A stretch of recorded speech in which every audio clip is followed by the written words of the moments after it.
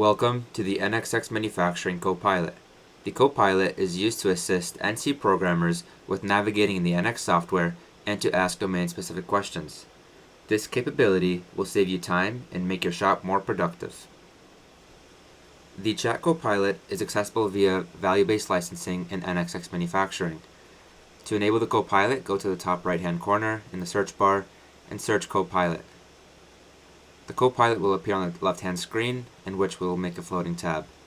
Here we can ask our questions.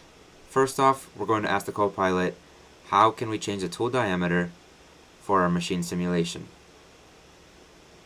Once the request is sent to the Copilot will generate the response, as well as provide links to our documentation found on Support Center. As we go ahead and change the tool diameter from 20 millimeters to 10 millimeters, we'll then want to run our G-code based simulation. Let's go ahead and ask the Copilot how to do so. An important note to have here is that there is a related section.